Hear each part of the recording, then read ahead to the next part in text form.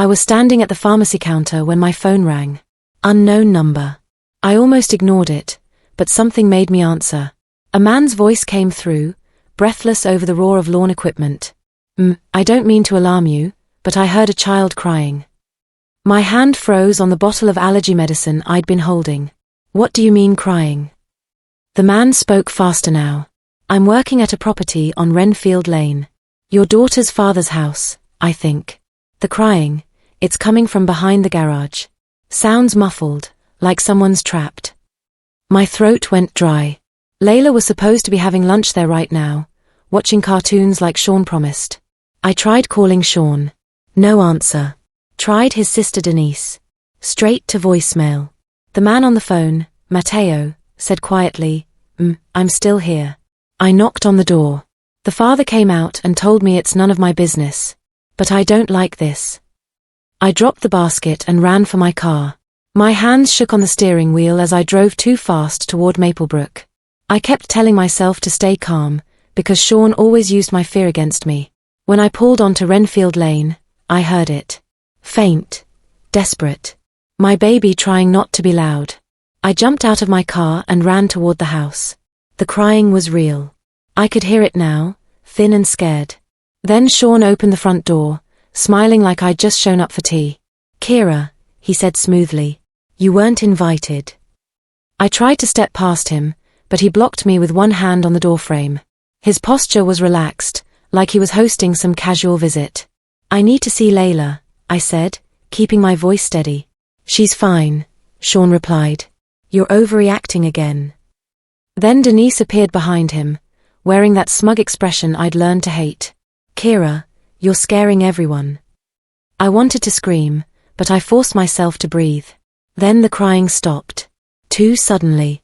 Like someone had covered a mouth. My stomach twisted hard. I looked past Sean and saw Matteo standing by the side gate. His eyes were wide, and he nodded at me, confirming what I already knew. It was real. If she's fine, I said carefully, then show me. Sean's smile tightened. It's my parenting time. You can't just barge in. Denise laughed. You need help, Kira. Seriously. I noticed fresh dirt near a small storage shed in the backyard. Something heavy had been dragged. Then I heard it. One single thump from inside the shed. Then silence. I walked toward the shed. Sean followed me, casual but fast, cutting me off before I could get close. That's locked, he said. Why would a locked shed sound like a crying child? I asked. Matteo stepped forward. I heard it from right here. Clear as day. Sean snapped at him. Mind your job. I pulled out my phone and dialed emergency services. My voice came out calm, almost cold. Possible child confinement. I'm outside the residence on Renfield Lane. Witness present. Sean's face flickered. Annoyance first, then something calculating.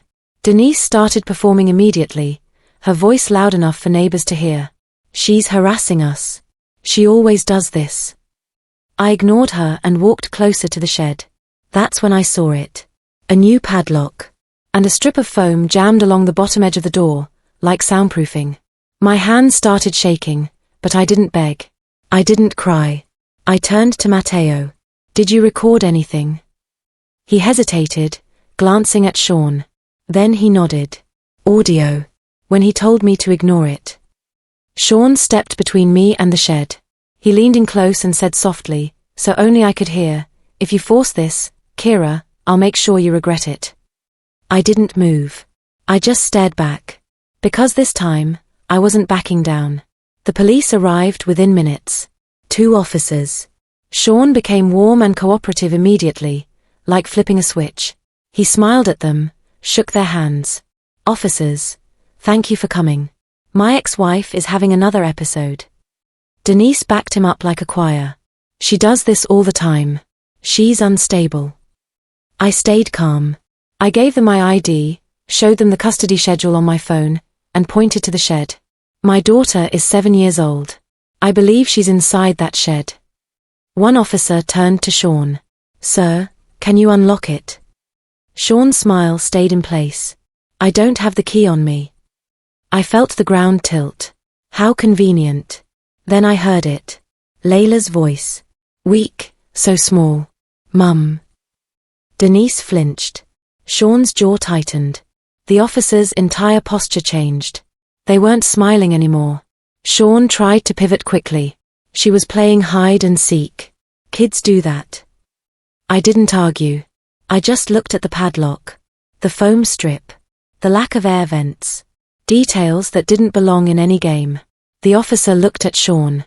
Sir, we need that door open now. Sean crossed his arms. You can't. That's my property. The officer's voice went flat. We're cutting the lock. Step back. They cut the lock with bolt cutters. The door swung open. Layla was inside, sitting on the floor with her knees tucked to her chest. Her cheeks were streaked with tears. She was clutching her little cardigan like a lifeline.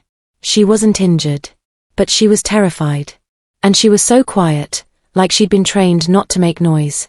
I dropped to my knees and opened my arms. Layla ran to me and buried her face in my neck. I could feel her whole body shaking. Sean rushed into explanation mode. She refused to calm down. She needed space. That's all. I smelled the heat trapped inside that shed. Stale air. Sweat. Fear. Denise stepped forward. She gets dramatic like her mother. Matteo's face hardened. He turned to the officer. I heard her crying long before the mum arrived. That's why I called. Layla whispered into my neck, so quiet I almost didn't hear it. He said if I cried louder, you'd go away. My heart broke into pieces right there. I held her tighter. Sean pulled out his phone, already moving to his next strategy. I recorded her tantrum earlier. I have proof Kira's the problem. He held up his phone like it was evidence of good parenting. The officer looked at him. Then at the shed. Then at Layla trembling in my arms. Sean showed the officers a video. In it, Layla was sobbing. Sean's voice narrated over the crying. See how she acts after visiting her mum? This is what I deal with.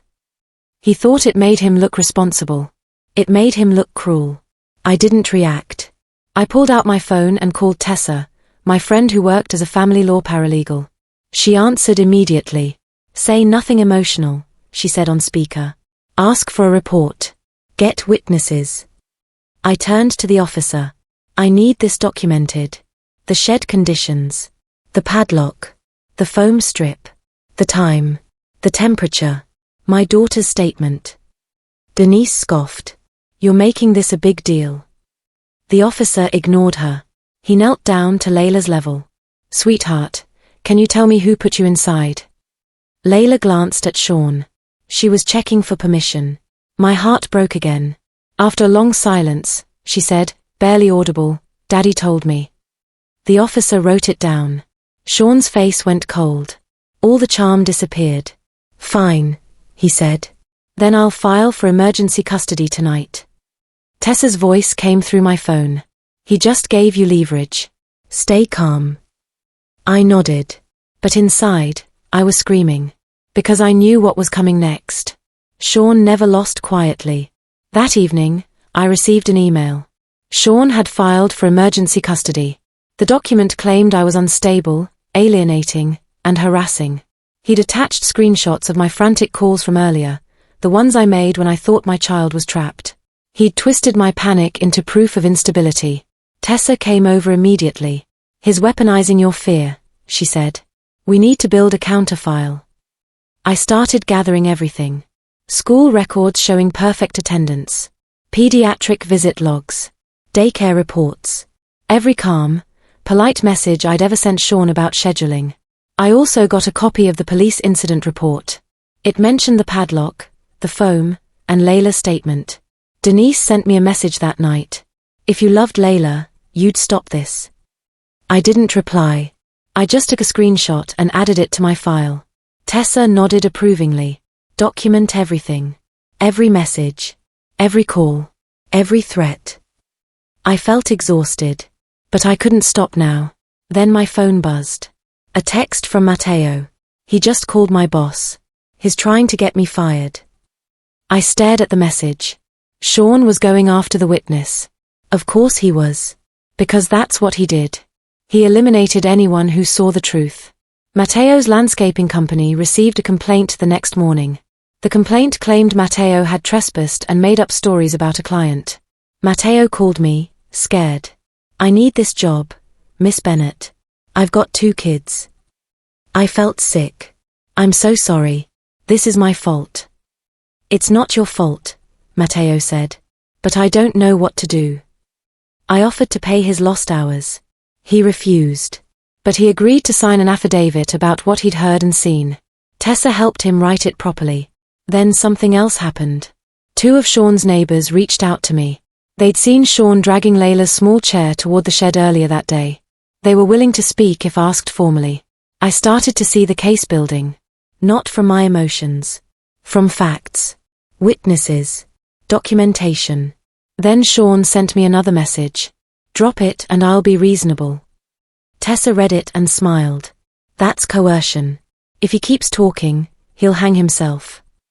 I saved the message. Added it to the file. My grief was turning into something sharper now. Focus. Determination. I didn't want revenge. I just wanted my daughter safe. And I wanted Sean to never be able to do this again. Sean sent me a proposal the next day. He called it a deal. If I signed an agreement giving him final decision-making on everything related to Layla, he'd allow me weekend visits. Denise called it fair. I recognized it immediately. Not co-parenting. Ownership. I refused in writing. 1 polite sentence. Sean's response came fast. "If you fight this, the court will see who you really are." It was a threat disguised as concern. I didn't respond. Instead, I scheduled Layla with a child therapist. The first session was quiet. Layla didn't say much. But she drew a picture. A tiny stick girl inside a box. A big smiling man standing outside. The therapist's face tightened as she looked at it. She asked Layla gently, "What's happening in this picture?" Layla said, "That's the calm place." The therapist looked at me. "Has she been put away before?" My stomach dropped. "I don't know. I thought it was just this once." The therapist made a note. "I'd like to see her again. Soon." I nodded, numb, because I was starting to realize something horrible. This wasn't the first time. It had been happening all along. And I'd missed it. I'd blamed Layla's silence on transitions. On adjustment. When really, she'd been learning to survive. Over the next few sessions, Layla started talking. Small pieces at first. She told the therapist about Sean's quiet rule. If she cried, she got sent to the calm place. Sometimes it was the shed. Sometimes the laundry room with the door held shut. I felt sick listening to it. Because I remembered now. Layla coming home oddly silent. Not making eye contact. Flinching at loud voices. I'd thought she was tired. Tessa filed for an emergency modification of custody. Supervised visits pending investigation. Sean's lawyer responded immediately. It was time out. Standard discipline. Tessa sent back the photos. The padlock. The foam. The lack of ventilation. The time stamps. "Time out doesn't need a lock," she wrote. Matteo sent me another piece of evidence. A photo he'd taken before I arrived. Sean standing by the shed, arms crossed, like he was guarding it. I added it to the file. Tessa looked at everything we'd gathered. "We can prove intent," she said. "But we need more. We need to show pattern. Timeline. His phone records would help." I nodded. "How do we get those?" "We request them through the court," Tessa said. "And we see if he refuses." Because refusal, she explained, was its own kind of evidence. Tessa requested Sean's phone logs through the court. Location data. Call records. Message timestamps. Sean refused. His lawyer filed a motion claiming privacy. The judge ordered limited disclosure. Sean stalled. While we waited, Denise started trying to reach Layla. She sent gifts to my house. Stuffed animals. Candy. Messages that said, "Auntie misses you. Don't make Daddy sad." I documented every attempt. I blocked where I legally could. Everything else, I routed through a communication app designed for high-conflict custody cases. Every message visible to the court. At Layla's school, her teacher pulled me aside one afternoon. I probably should have said something sooner, she said quietly. But Layla's been flinching at loud voices, especially on Mondays after visits with her father. I felt my hands curl into fists under the table. How long? Since September. Maybe longer. The school counselor had notes. Detailed observations. She'd shared them with Sean previously because he'd listed himself as primary contact. I wanted to scream. Instead, I asked calmly, "Can you write a formal statement?" The counselor nodded. "If it helps Layla, yes." I added her statement to the file. The evidence was growing. Slowly, carefully, but it was growing. The counselor's statement arrived 3 days later. It documented a pattern. Anxiety spikes after father's visits. Fear of punishment. Unusually compliant behavior for a 7-year-old. Then Sean called me. He was crying. Actually crying. "Kira, I'm trying," he said. "I love Layla. I know I made mistakes, but I'm trying." I almost wavered. Almost felt sorry for him. Then I remembered the padlock. Tessa had warned me. He'll use your compassion as a lever. I stayed quiet on the call. Just listened.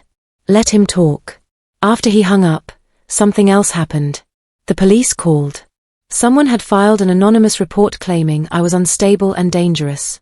The officer sounded apologetic. "It looks retaliatory. We're noting that in the file."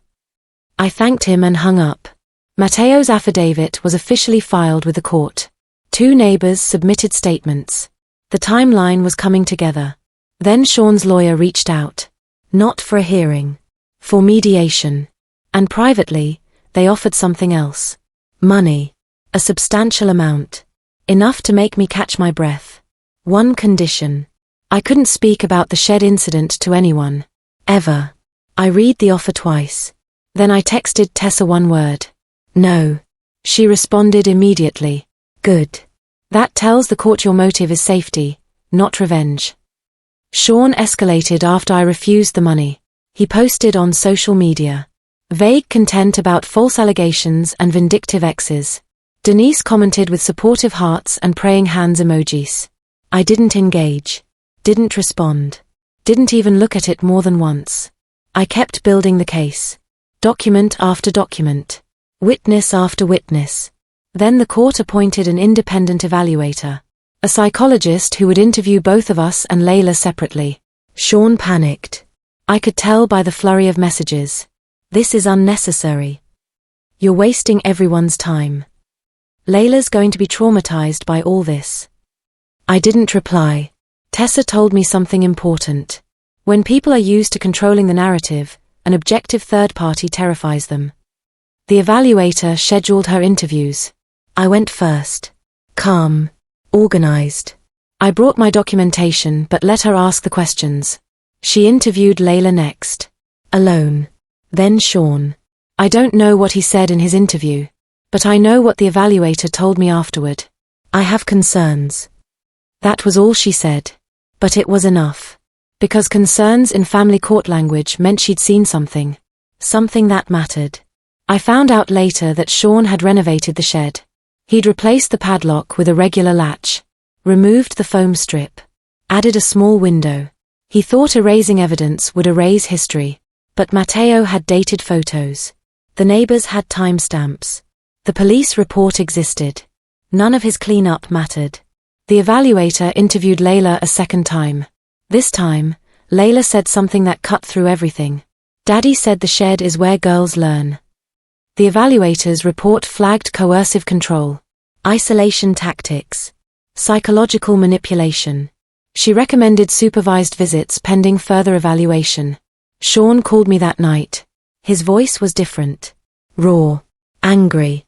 "You're ruining my life, Kira." I didn't respond. Just ended the call and documented it. Tessa saw the evaluator's preliminary notes. She smiled. He's about to make a mistake. People like him always do. Be ready to catch it.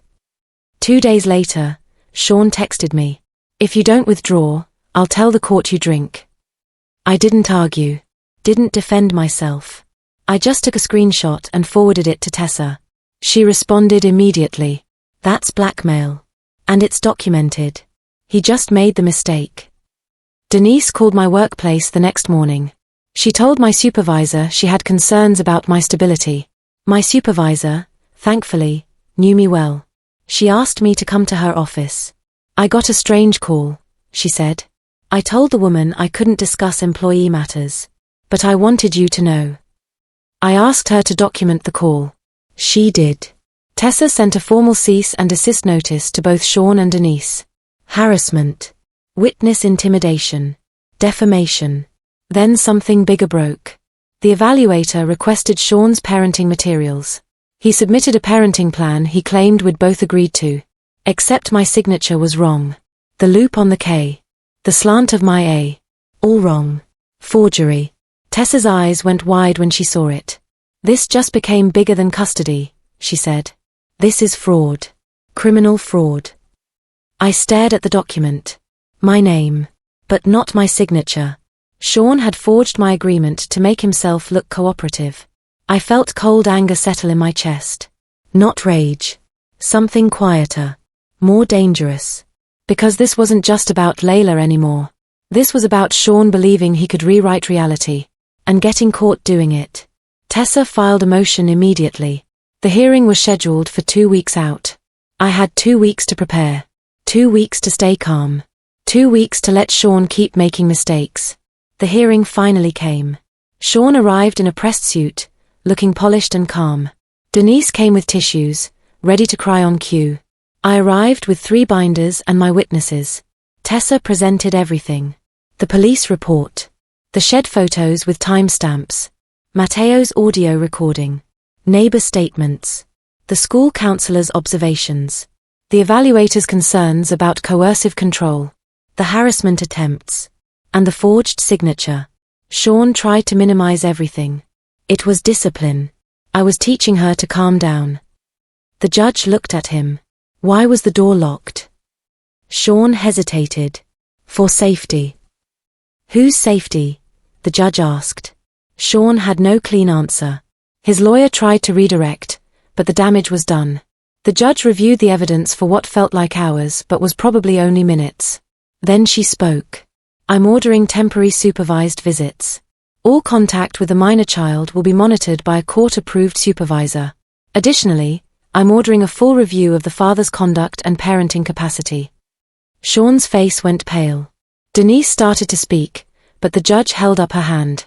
Miss Kincaid, you are not a party to this case. Outside the courtroom, I finally exhaled. Tessa squeezed my shoulder. That's not the end. But it's a start. Denise started a campaign immediately after the hearing. She messaged every family member we shared, painting me as the villain. Kira's destroying a good father. Even my own relatives started calling. Can't you just keep the peace? They asked. For Layla's sake. I felt the old urge to shrink. To apologize. To make myself smaller so everyone else felt comfortable. Then Layla had a night terror. She woke up screaming. Not the shed. Please not the shed. I held her while she cried. And I made my choice. Not peace. Protection. Tessa helped me set up a structured communication app. Every message from Sean had to go through it. Every interaction documented. Visible to the court. Sean violated it immediately. He sent late-night messages to my personal phone. You're making a mistake. Layla needs her father. You'll regret this. I didn't respond. Just took screenshots and reported each violation. Then the visit supervisor filed her first report. It was damning. Father became agitated when child asked to leave early. Attempted to blame mother for child's discomfort. Raised voice in front of minor. The report went to the judge. And the restrictions tightened. No Denise involvement. No phone calls between visits. Everything supervised. Everything documented. Sean was losing control. And he knew it. The visit reports kept coming. Each one worse than the last. Layla became physically ill when Sean arrived for visits. She'd throw up in the parking lot. Sean blamed me every time. She's coaching the child, he told the supervisor. But the supervisor noted something else. Child's fear response appears genuine and deeply rooted. Denise tried to insert herself into a visit. She showed up at the center demanding to see Layla. The staff removed her. That incident went into the report too. The court expanded restrictions again. Mandatory parenting intervention for Sean. Therapy focused on healthy discipline and emotional regulation. No contact with Denise regarding the case. Sean exploded. He sent me a voice message late one night. I could hear him pacing. You think you won? You think this is over? I'll take her away from you. I'll make sure you never see her again. I saved the message. Sent it to Tessa.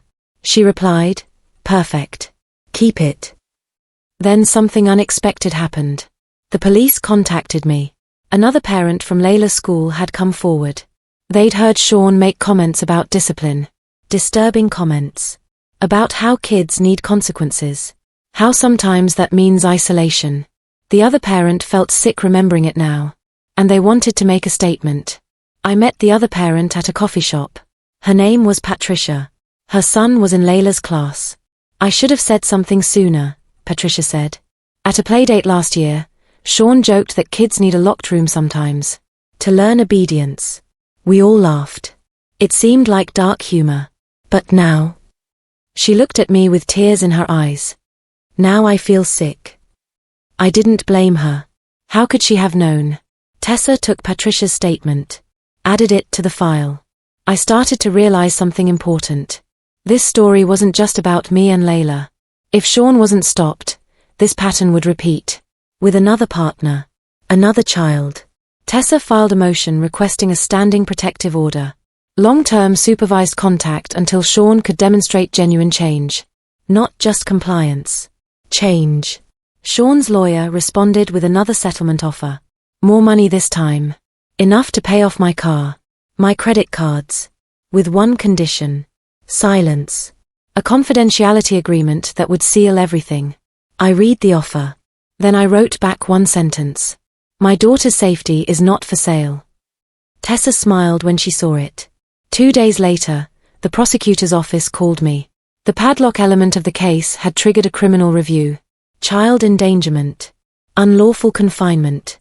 I wasn't celebrating. I was terrified and relieved at the same time. The criminal review moved slowly. Investigators interviewed Matteo. Reviewed the police report. Examined the shed. Sean's lawyer started pressuring me through official channels. Soften your statement. This doesn't need to be criminal.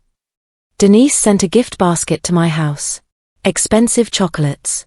A card that said, "Let's move forward as family." I returned it unopened. Meanwhile, Layla's therapist reported progress. Small but meaningful. Layla started using her voice again. Asking for things. Saying no when she didn't want something. Choosing her own clothes. These tiny freedoms were coming back. My heart ached with pride watching her. Then Sean violated the protective boundary. He showed up near Layla's school one afternoon. Not on campus. But close enough. Layla saw him from the classroom window. She had a panic attack. I got the call from the school nurse. Layla's asking for you. She saw her father outside. I left work immediately. When I got there, Layla was shaking. The school had CCTV footage. It clearly showed Sean's car parked across the street. Watching. Waiting. I reported it immediately. The court was notified. Tessa's voice was calm when she called. He's documenting his own violations now. Let him. But I was angry. So angry I could barely breathe. I didn't confront Sean about the school incident. I reported it through proper channels and let the system handle it. Tessa's strategy was clear. Let him document himself. Every violation. Every outburst. Every boundary he crosses. It all builds the case. Sean lost patience. He tried to blacklist Matteo with other contractors in Maplebrook. Most refused to participate. But one contractor sent me screenshots. A group message where Sean wrote, "Yard guys aren't credible witnesses. No one will believe him." I forwarded it to Tessa. She added it to the file. That's witness intimidation. We're upgrading the protective order.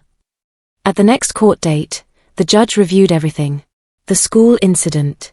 The contractor messages. The repeated violations of communication boundaries. She looked at Sean with something close to disgust. "Mr. Kincaid, You seem determined to prove the concerns about your judgment are accurate. His lawyer tried to speak. The judge continued. The protective order is now extended. No contact within 500 feet of the child's school. No third-party contact attempts. Violations will result in contempt charges.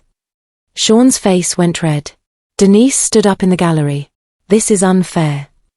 The judge's voice went cold. Sit down, Miss Kincaid, or leave. The final hearing was scheduled. 1 month away. Everything was building toward that. The final hearing lasted 6 hours. I gave my statement first. I kept it simple. The call from Matteo. The crying I heard. The locked shed. The foam strip. Layla's fear. The pattern of manipulation that followed. I didn't cry. I didn't raise my voice. I just told the truth. Matteo testified next. Calm and clear. He described exactly what he'd heard, what he'd seen, and what Sean had told him. The neighbors confirmed their observations. The evaluator summarized her findings. Coercive control. Isolation tactics. Concerning patterns of behavior. The school counselor confirmed the behavioral changes she'd documented. Everything matched. Every piece of evidence supported every other piece. Sean's lawyer tried to create doubt. But there was too much. Too many witnesses. Too much documentation. When it was Sean's turn to speak, he tried to cry. The judge's expression didn't change. Denise tried to speak from the gallery. The judge shut her down immediately. Miss Kincaid, you are not testifying today. Then the judge delivered her ruling. Primary custody to me. All major decisions. Sean would have supervised visits only. With strict prerequisites. Completion of parenting intervention. Psychological evaluation. Proof of sustained behavioral change. And absolutely no involvement from Denise. The gavel came down. Sean whispered as we left, "This isn't over." Tessa replied loud enough for everyone to hear, "It is. Because now there are consequences." The consequences came quickly after that. Sean's employer ran a routine background check for promotion he'd been expecting. The criminal review showed up. He lost the promotion. Then he lost the position entirely when the company learned about the custody findings. Denise tried to file something she called family rights claims, demanding grandparent-style visitation. It was dismissed within days. The judge cited her interference and her documented behavior at the visit center. I moved quietly after that. New locks on all the doors. New routines. A safety plan with Layla's school. Nothing dramatic. Just smart. Protective. Layla started sleeping with her bedroom door open again. That was the first sign of healing. Then she started singing in the car. Loud and off-key and beautiful. One afternoon, Matteo called me. "Miss Bennett, I have one more thing. I've been holding on to it, wasn't sure if you'd need it. But I recorded the moment he told me to ignore her crying." My breath caught. "You recorded him?" "Yes, ma'am. Clear audio. His voice. Her crying. Everything." I asked him to send it to Tessa. When she heard it, she called me immediately. "This is devastating. We're submitting it." The audio was clear. Sean's voice, flat and cold. "It's a tantrum. She'll stop." Then Layla's crying in the background. Then Sean again. "Finish the job." Not anger. Worse. Indifference. Tessa submitted the audio recording to support the long-term restrictions and to reinforce the criminal review. I listened to it once. That was enough. The sound of my daughter crying while her father told someone to ignore her. I'd never forget it. But I didn't dwell on it. I focused on Layla's healing instead. Therapy twice a week. Art class on Saturdays. Weekends that felt normal. Safe. One Sunday afternoon, Layla was drawing at the kitchen table. She looked up at me. "Mum, I can be loud now." My eyes filled with tears. "Yes, baby. You can be as loud as you want." She tested it. Started singing at the top of her lungs. A made-up song about butterflies. I let her. I joined in. We were loud together. The criminal review moved forward. Sean took a plea deal. Probation. Mandatory counseling. And restrictions that would follow him for years. He moved out of Maplebrook. I heard he went to stay with family in another county. Denise stopped trying to contact us. I think she finally understood there would be consequences for her too if she persisted. Months passed. The supervised visits continued. But Sean rarely showed up. When he did, Layla was civil. Polite. But distant. She'd learned she didn't owe him comfort. I was proud of her for that. For protecting herself. For knowing she deserved better. A year later, everything was different. Sean's access remained supervised and tightly controlled. He'd moved away. His visits became less frequent until they stopped altogether. Denise was legally barred from any contact. Layla laughed in ways that sounded like sunlight now. My revenge, if you could call it that, was complete. Not because I'd been cruel, but because I'd removed his power. Sean couldn't rewrite reality anymore. Couldn't isolate witnesses. Couldn't weaponize my emotions. The truth had won. Slowly. Carefully. But completely. Matteo still worked in Maplebrook. He'd become known as the guy who didn't look away. I sent him referrals quietly. Other families who needed honest, careful work. It was the least I could do. One evening, Layla ran across our living room singing too loud on purpose. A silly song about nothing. I let her. I encouraged it. Because this time, the loudness didn't get punished. It got protected. I stood at the kitchen window looking out at our small yard. The grass needed mowing. The flowers needed watering. Everything looked peaceful. Normal. I realized something then. The silence in our home wasn't fear anymore. It was peace. The kind of peace you earn by refusing to back down. By documenting every truth. By protecting what matters most. Layla appeared beside me. What are you thinking about, Mum? I smiled down at her. Just how proud I am of you. She hugged my waist. And for the first time in years, I felt completely, truly safe.